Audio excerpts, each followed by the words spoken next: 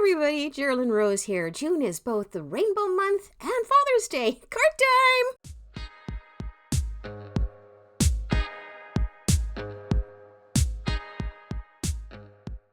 We'll get the ball rolling today with the altenew Rolling Hills folder as well as its stencils. There's 3 of them. Each of them does a different section. I thought this would be very apt for doing a rainbow of rolling hills in the background, considering that we are honoring Rainbow Month, as well as the fact that it is Father's Day coming up. Hopefully many of us still have a father that we can honor for their contribution to our life and the guidance that they have provided, as well as the fact that the altenew live challenge this week was to do a card entirely without any black on it. Now that one, I usually don't have any trouble with. I've usually got too much color on mine. So we're going to give her a go. I'm quite confident that it's going to do well. You can see I started out at the bottom, and I'm not doing the rainbow in its proper order. I just wanted the colors to blend into each other. So each of those hills has got a different color associated with it. Then I'm going to go over top of it again with the Ranger Distress Spritz Sprays. Each of those in a matching color to each one of those hills. So the greens and the yellows into the orange, into the pink, into the purple, and into the blue. I blended in a little bit of the color from the hill below into the one above to help with the transition. It was kind of fun masking off portions of these. I taped over the little trees until I needed to color them at the end, which is here. So this is where I'm coloring the trees in their respective tones that each of them were on the stencil. I'm not following perspective, which is that basically things that are farther away from you should be lighter. I just wanted that rainbow effect.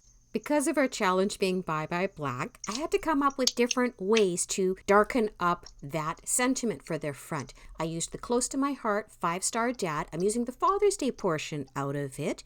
I pulled out my Distress Oxide ink, the Chipped Sapphire, which is a very dark blue that has a little tone of purple in it. Thought it would work really well for that portion of that top hill. Now, I want to... Oh, there goes my embossing powder with the lid up at the top. Anywho, as I was saying, I want to emboss it using the clear embossing powder. This is really fun because you can really see it when it's a dark tone on top of the background. I wanted a happy. I got that from the Close to My Heart Sweet Easter set. So I've done the same thing. I've masked off the other words, pulled the tape off so that I don't put the Schmutzty Puts ink over top of the whole panel that I've just spent so much time coloring. Ask me how I know that one. Anywho, here we are. We're embossing just the happy portion up at the top. It's looking good. I'm going to jump to the inside of the card. I'm still using sentiments from that Father's Day set. I'll want it in tones of blue. Blue for guys, right? Let's be traditional. I'm putting down the first color. I'm going to bring in the darker color as an accent. You can see that I used a brush to blend it a little bit, and then I'm using a lighter one at the end to drive those colors out a little bit and blend them further together. Our custom stamp is going on the back here. What is next? Oh yeah, we're going to glue the front panel to the card base at this stage in the game. Luckily, everything matched up really well because there was not that much warping on the panel. I didn't think I needed to use the sticky tape. You will notice that our color red from the rainbow is missing. What are we going to do about that? What are red? Mushroom caps. So here's the old mushroom cottage. This was my first time using this layering die set. It's not a keyhole one. It does have a layering guide on the front and in the middle. I looked at the wrong one and I cut out the wrong mushroom cap for one of the ones. So I had to redo a couple of the pieces. There's red, white, and then you do the bottom parts in creams and browns. Once I've got them cut out, I'm coming in with some of the colors that I'm blending in with the creams and the browns, and then checking that I've got enough of them in those sections before I glue everything together. For those little lines on the underside of that first mushroom cap or toadstool, I brought in my detailed brush and I darkened those up with a darker brown. Because the cardstock layers that we're gluing together are completely different colors though, I did end up edging a lot of them with an alcohol marker in the respective colors that were on the top layer. I think I've got it all great. I'm going to start assembling here. Here's the first one. Because that was the smallest full mushroom that was in that set, I knew I needed to access some of my other ones. I knew that in the Spellbinders mushroom duo and also their autumn floral corner that there were some toadstools in those as well, or mushrooms, rounder triangular caps, right? I thought if I ran them through twice, I could use the red color that was on the top and then the cream color that was underneath that would match the one from Altenew, and I would just fussy cut them out. You can see that's what I'm doing here. I'm going to run the red through first. I used a little bit of glue runner on the platen to grab those pieces of paper. I'm running it through my Big Shot, which are BetterPress compatible. You'll see how the impression took. This is the beautiful thing about the BetterPress. It comes out so clear. We're going to go back in with a second layer. This one I'm inking up with some creamy brown ink, choosing which way to put my watercolor paper down, which was the layer that I wanted for this next one. Watercolor paper actually does really well with the BetterPress system because it not only will get a little bit of an impression in there. Again, the letterpress BetterPress system is phenomenal with the plates for getting the detail. Once they're done, this is where I'm going to fussy cut them out. I've only got 2 mushrooms to do. It's not going to be too bad.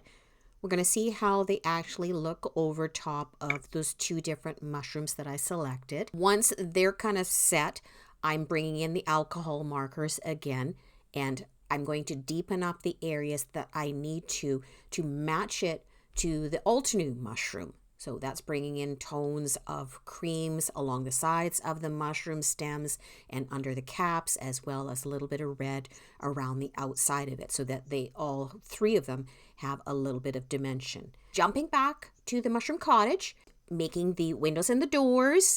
So these little guys, sometimes it works a little bit better when you're gluing them together to put the glue directly on your bigger piece that you're going to glue the smaller piece down onto. These are really tiny.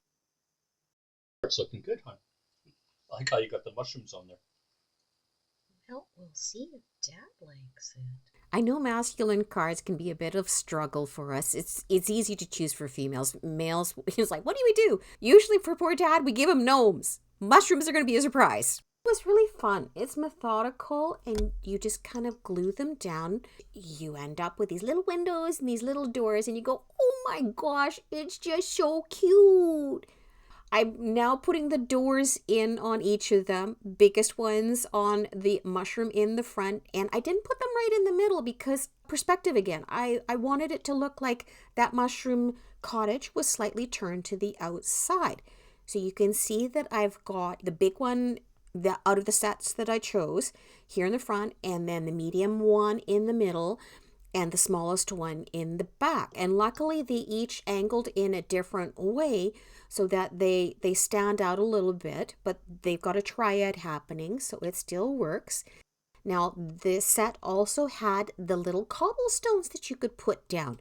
I didn't choose gray for this because of our challenge that we've got going on, so I brought cream in again.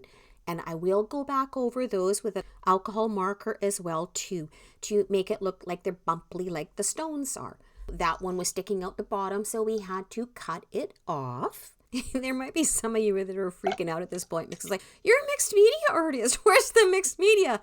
There it is. Liquid pearls in the white for the dots so that they all match up, all 3 of them. Some glossy accents in the windows. I did bring in some leaves to look like little trees and shrubbery. And that's the finished card. So rainbow for June and Father's Day for fathers. And for the challenge, there's absolutely no black in this. So you all go out, have some fun in your craft room. Be that change you want to see in the world. Thanks so much for watching and liking and subbing. We'll see you next time. Bye-bye.